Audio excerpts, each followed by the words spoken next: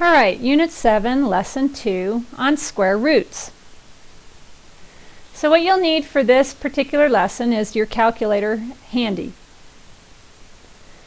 Alright, starting off in our journal with our discussion. Go ahead and sketch out this unit square, which is a 1 unit by 1 unit square with a diagonal of S.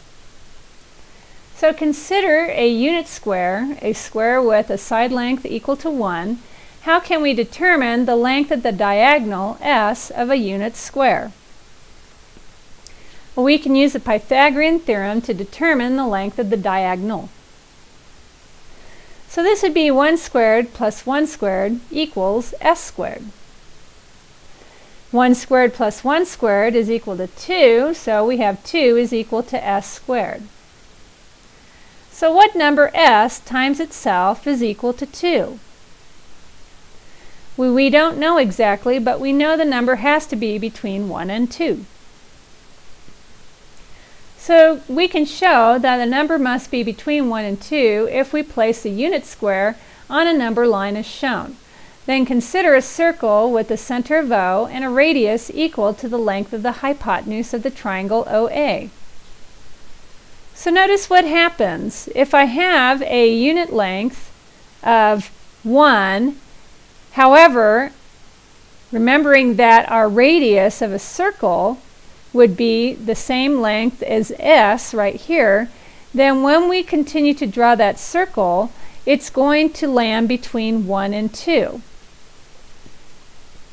So we can see that the length OA is somewhere between 1 and 2, but precisely at point S.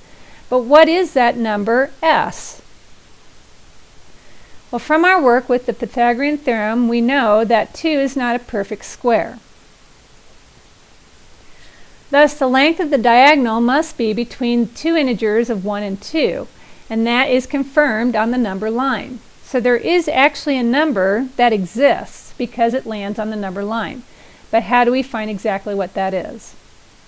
So to determine the number S, we should look at that part of the number line more closely.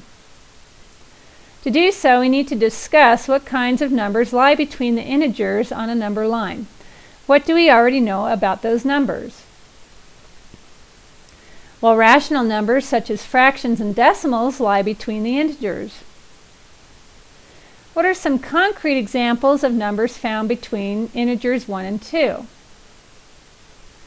Well, you can pick whatever answers. They will vary, but any fraction or decimal, which is a rational number, where x is greater than 1 and less than 2 is a valid example. All the numbers you probably identified are rational and in familiar forms of fractions, mixed numbers, and decimals. So here's what it would look like. If I have picked between 0 and 1, I have fractions that lie in between. Fractions can be represented as decimals, but I can also pick numbers on the number line where they might not be repeating numbers or can just be numbers that go on and repeat forever. So there are other numbers on the number line between the integers.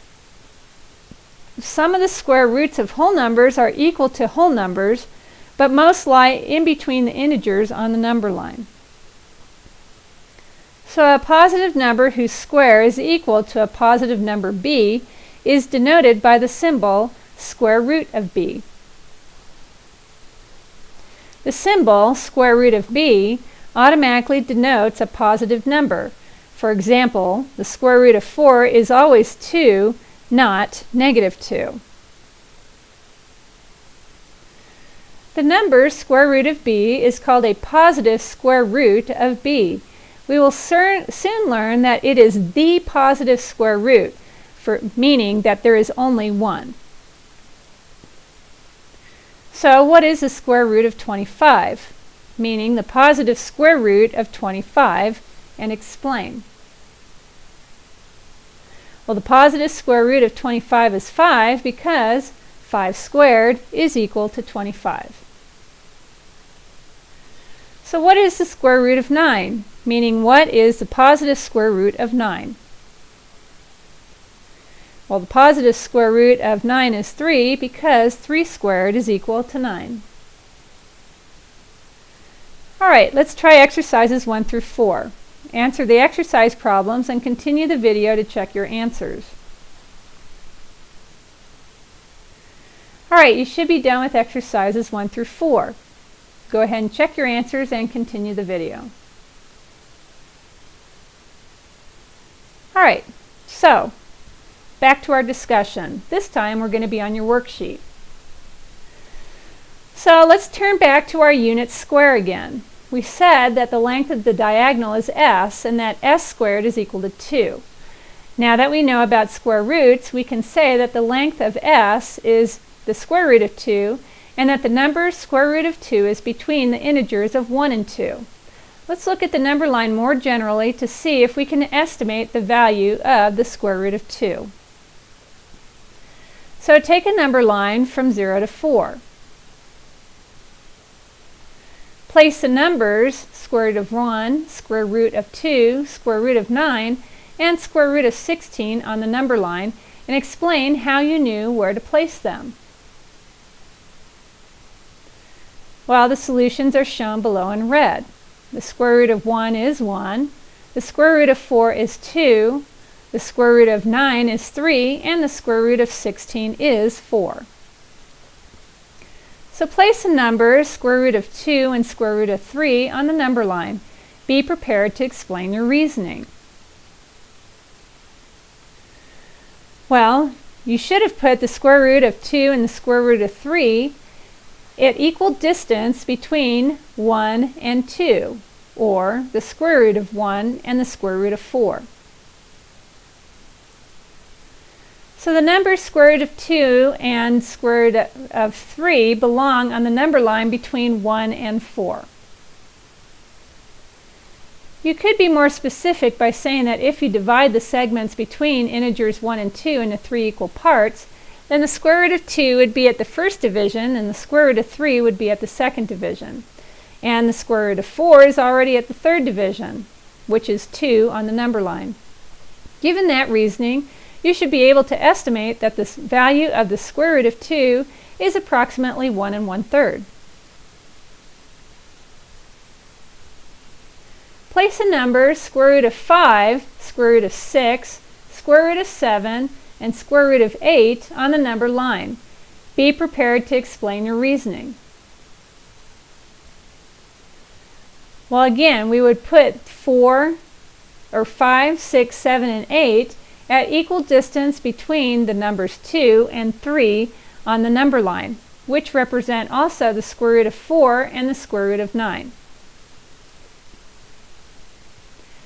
So your explanation should be similar to the previous one. Now go ahead and place the numbers square root of 10, 11, 12, 13, 14, and 15 on the number line. Be prepared to explain your reasoning.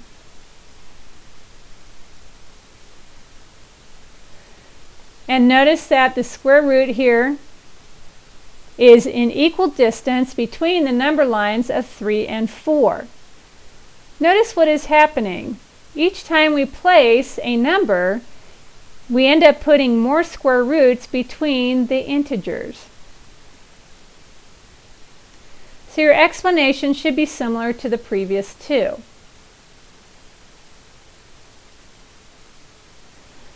Our work on the number line shows that there are many more square roots of whole numbers than there are not perfect squares, than those that are perfect squares. On the number line above, we have 4 perfect square numbers and 12 that are not. After we do some more work with roots in general, we will cover exactly how to describe these numbers and how to approximate their values with greater precision. For now, we will estimate their locations on the number line using what we know about perfect squares. So for exercises 5 through 9, go ahead and complete them. Calculators may be used for approximations, and continue the video to check your answers. Alright, so here's what you should have for the answers. If there's any questions, make a note and bring them to class the next time. Alright, let's wrap it up. We know that there are numbers on the number line between the integers. The ones we looked at in this lesson are square roots of the whole numbers that are not perfect squares. We know that when a positive number x is squared and the result is b, then the square root of b is equal to x. We know how to approximate the square root of a whole number and its location on a number line by figuring out which two perfect squares it is in between. Alright, see you in class.